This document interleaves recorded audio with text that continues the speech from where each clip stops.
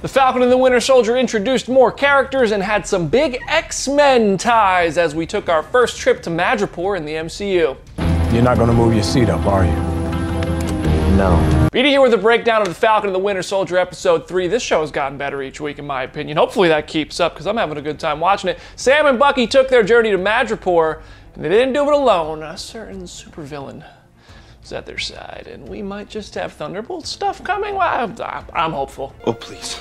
Oh, please. The episode starts with John Walker trying to be Captain America, but if you have to say this, do you know who I am? Chances are you're not doing a great job. Sit down, John Walker. Let our boys take the lead.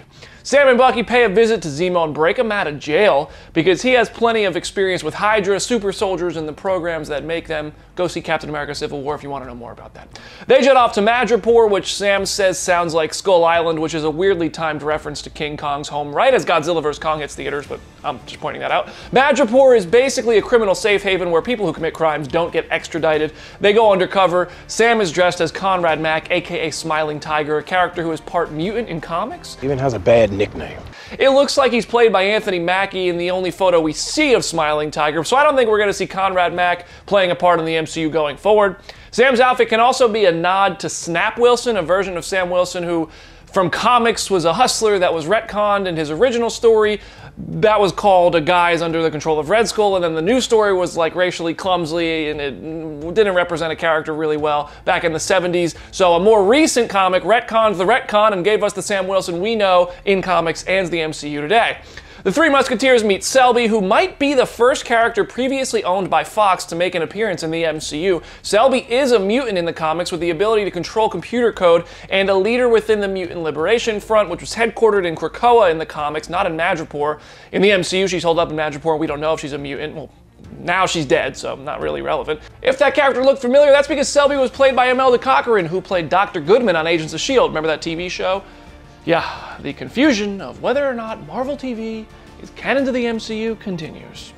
Oh, you're trying to confuse me. Couple more X-Men references in Madripoor. We see a sign for the Princess Kitty Bar, which is co-owned by Patch in comics. Patch is the name Wolverine uses when he's hiding out in Madripoor. I'm not saying Wolverine is already out there in the MCU.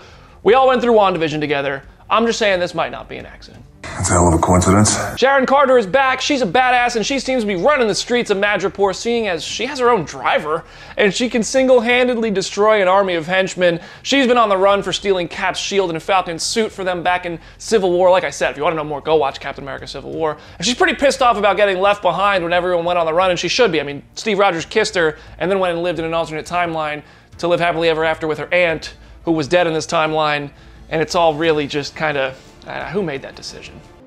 This is awkward. On the hunt for super soldier serum, we meet Dr. Nagel, who puts a perfect voice to the face of this character from the comics. I was a god. There's a bit of difference between the live action version and the comic version though. Dr. Nagel was a part of the Truth, Red, White, and Black comic series and worked on the experimental programs that Isaiah Bradley was a part of, but this version seems like he would be a little bit too young to have been doing all of that for the MCU's Isaiah Bradley, who we just met in episode 2 of the show. And we know went through a very similarly sketchy and awful program in this world. It's so much fun to have Zemo back. He goes full John Wick mode, and it's just fun to watch this character, so I'm thinking it's fair to hope some Thunderbolt stuff is on the way with Zemo being a major player in that. I mean, maybe even Sharon could be a part of that group. We don't really know what she's been up to in Madripoor. Well, that was one hell of a reunion. Bucky, Sam, and Zemo head to Latvia, where Zemo explains that Sokovia has been overtaken by its neighbors in the aftermath of Avengers Age of Voltron, turning so much of it to rubble. There's a memorial. We might see that later in this series. And Bucky finds Kimoyo beads on the ground. These Kimoyo beads lead him to Ao, who you should remember from Captain America Civil War. Move, or you will be moved. And the Black Panther movie. And she wants Zemo because Zemo killed T'Chaka, the king of Wakanda, before T'Challa took over. Couple of other Easter eggs. Bucky has been holding the notebook Steve used to fill with things he needed to educate himself on after being unfrozen. And the Marvin Gaye conversation on the plane is a direct reference to Steve writing it down on a suggestion from Sam Wilson when those two characters first met in the beginning of Captain America: The Winter Soldier. Everybody loves Marvin Gaye. I like Marvin Gaye. Steve adored Marvin Gaye. It's all connected. What Easter eggs and references did you catch in the Falcon and the Winter Soldier episode 3? Rate the episode out of 10 in the comments section, or send me your thoughts on Instagram at BrandonDavisPD. I love hearing from you. Head over to Comicbook.com/Marvel for more updates. I'm BD. I'll see you there.